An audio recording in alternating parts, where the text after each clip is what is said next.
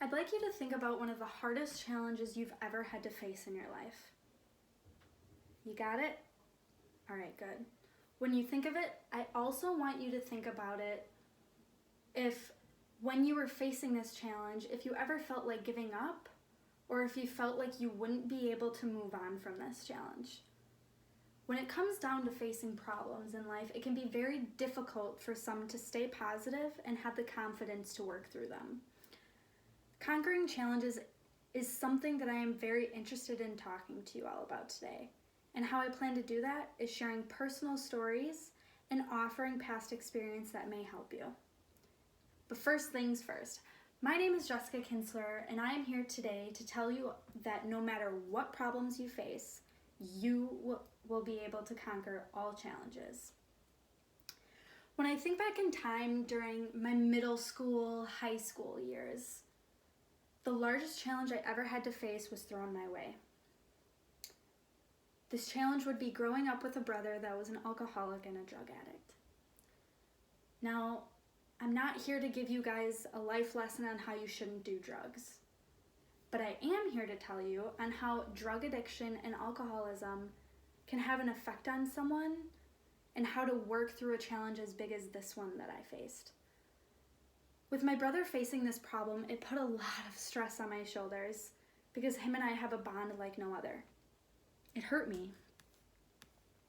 Constantly seeing him in such a bad place and wishing that I could do more for him. At this point, I was feeling vulnerable.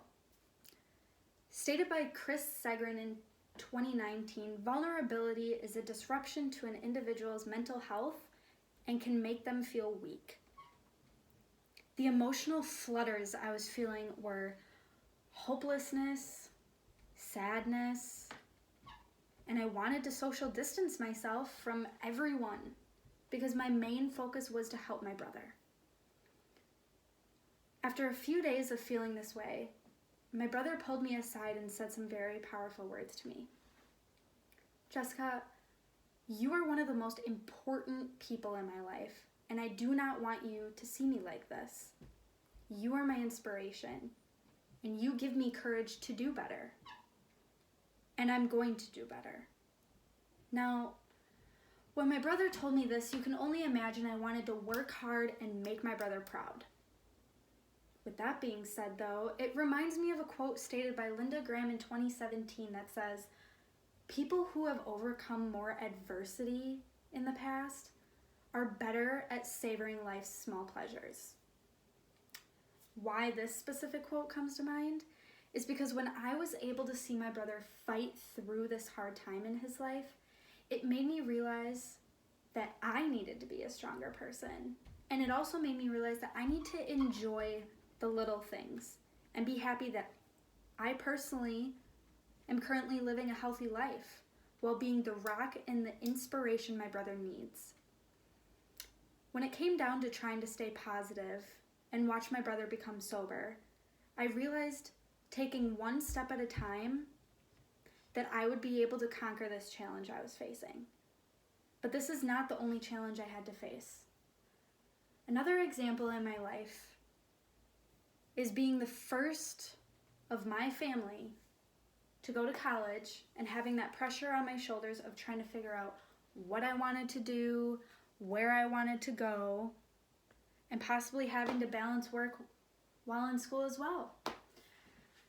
Everyone always faces that one major question when they enter college. You know, that annoying one that everybody always asks each other. What are you going to school for? Which I am sure you all got very sick of hearing. I know I did after the first few icebreakers of every class. So I'm here to tell you all, just take your time. All of us students have enough stress in our lives of possibly working while in school, wanting to make our family proud, or simply just not knowing what path is right for us. Well, I'm sure that many of you guys would agree that college is expensive.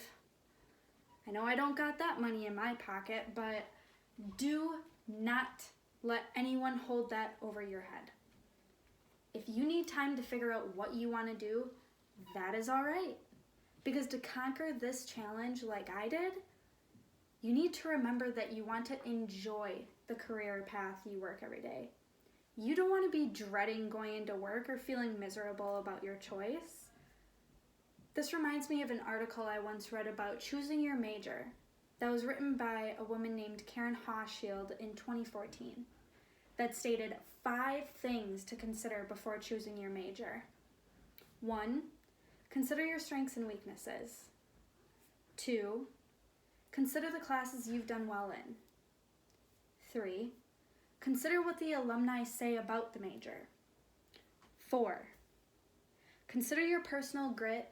And lastly, number 5, my personal favorite. Keep in mind that your major is not necessarily your career. For all you students here today, the reason I am bringing these points up about choosing your major and being stressed in college is because it is common. Everyone goes through some kind of stress. It is just up to you to figure out the proper way to conquer the challenge. Because not one person in this room or in this major on this campus has the same identical path as you.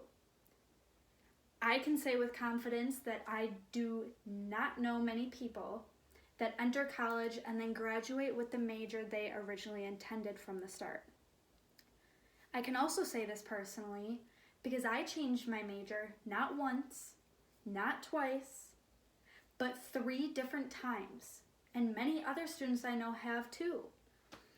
Look at me, I'm standing in front of all of you guys today, graduating with a communications degree when I entered UW-Oshkosh as a kinesiology major with the interest of athletic training. My main point that I am trying to get across to you all is that you will face many challenges in college. Some as simple as picking out what to wear, dealing with friendly drama, possibly having those late night mental breakdowns because of stress, or simply having trouble with a family member. But with finding confidence, surrounding yourself with people that support you, you will be able to conquer these challenges. Another important message that I have followed all throughout my school was I am greater than my ups and my downs. These words are actually tattooed on my body. I use them as a personal message and a reminder. Before I lead into the deeper meaning of this tattoo and these words, I want to share a quote I found written on Health Communication Journal. People will associate hateful and hurtful stigmas based on messages that are portrayed. But it is just up to you to find a common ground. The meaning behind this for me is that no matter what challenges I face, whether they be good, bad, or ugly, they have turned me into the person I am today, and no one can define me based on poor decisions or poor judgment. You need to be able to find your inspiration. You need to be able to be proud of who you are. And lastly, you need to stay positive in those dark times that may come your way. An article I found written by Carla Kimbrough Robinson in 2008 states, "Live life to the fullest, laugh a lot, smile a lot, and do not let society or anything else bring you down."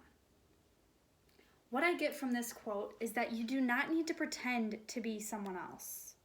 You do not need to be ashamed of anything that has happened in your past. You are who you are, and no one should try and change that. As I stand before you guys today, I see that some of you guys look at me with wondrous eyes, and I'd like to tell you that no matter what challenge you face, there will either be someone there to help you, but shall not judge you. There shall be those incidents that occur that turn you into who you are, but these incidents don't define who you are going to be. Lastly, my reminder to you is that being vulnerable due to negatively portrayed messages is something that a lot of us will face. I conclude this speech with you today to remind you that all the experiences you will go through in life should not be seen as something you are ashamed of, because all you have to do is look in the mirror and say, I am greater than my ups and my downs. Never forget it, and stay positive with the reassurance that you can conquer all challenges. Thank you.